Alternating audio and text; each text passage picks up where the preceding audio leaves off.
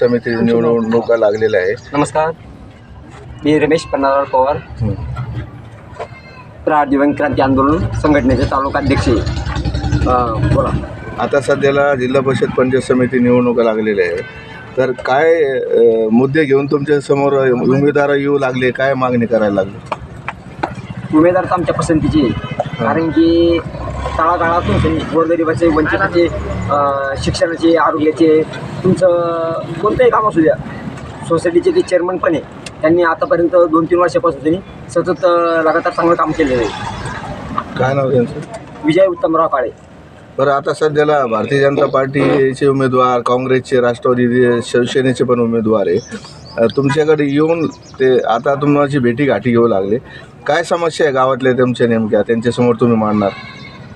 गावातले संपूर्ण समस्या आहे ना, म्हणजे पाण्याचा प्रश्न, तुमच्या लाईटचा प्रश्न, विद्यार्थ्याचा प्रश्न, हे सगळं मार्ग लावतील आल्यानंतर निवडून मार्ग आता सध्या भारतीय जनता पार्टीची सत्ता आहे राज्यात, केंद्रात, आणि तुमच्या गावात सरपंच पण भारतीय जनता पार्टीचे. त्यांनी काय विकास कामं केले गावात?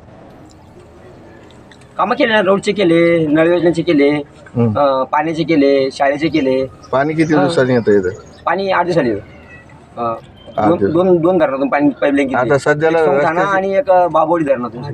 रस्त्याची बिकट व्यवस्था आहे असे नागरिक म्हणत होते, रस्ते बनले नाही म्हणे गावात. होईल ना, मग आता होईल, इलेक्शन संपल्यावर होईल ना.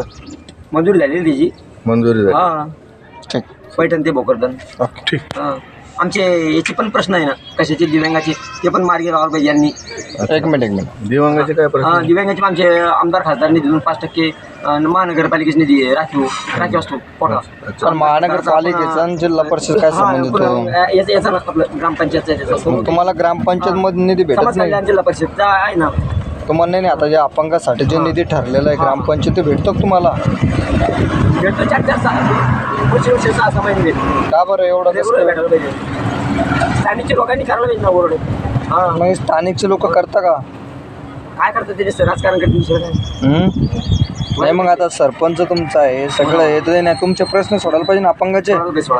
मग काय सोडतं का नाही? सोडतील ना. आता किती अपंग इथं? 70 अपंग आहे सर. किती जणाला फायदा मिळाला ग्रामपंचायतच्या वतीनं? किट वाटली 1000 रुपयाची, बस किराणा किट वाटली. बस त्याच्यानंतर मागच्या वर्षी 2 वर्षापासून निधीच नाही.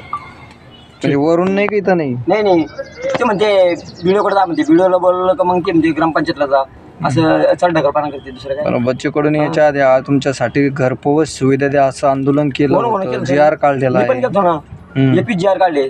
मग ग्रामपंचायत का देते? दिल्लीला मी 2 वेळेस गेलो, 4 वेळेस मी मुंबईला गेलो आंदोलनासाठी बच्ची होच्या. आता नागपूरला पण गेलो, शेतकरी कर्जमाफी नव्हती का त्यावेळेस. मग काय झालं?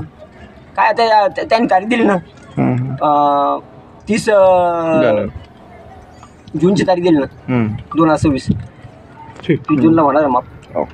वारे पाटील, भारतीय जनता पार्टीचा सोशल मीडियाचा मी पदाधिकारी आहे.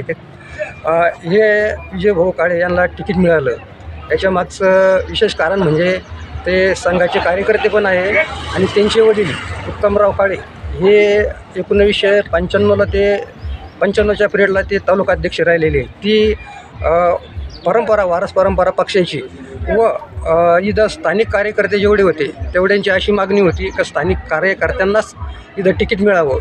हीच एक ह्या तिकीट मिळायची एक त्यामागची एक मोठी भूमिका आहे. आणि इथलच्या स्थानिक कार्यकर्त्यांनी पक्षांना, वरिष्ठांच्या जे पक्षश्रेष्ठी होती त्यांना तिकीट फायनल करायच्या वेळेस विनंती केली का स्थानिक कार्यकर्ता जो बी असेल चांगला त्याला तिकीट देण्यात यावे, ही वरिष्ठांना विनंती केली होती. आणि हा जो जिल्हा परिषद सर्कल लाडसंगी हा बागडे नानाचा बालेकिल्ला आहे, म्हणजे रावसाहेब पाटील दानवे दादा यांचा बालेकिल्ला आहे.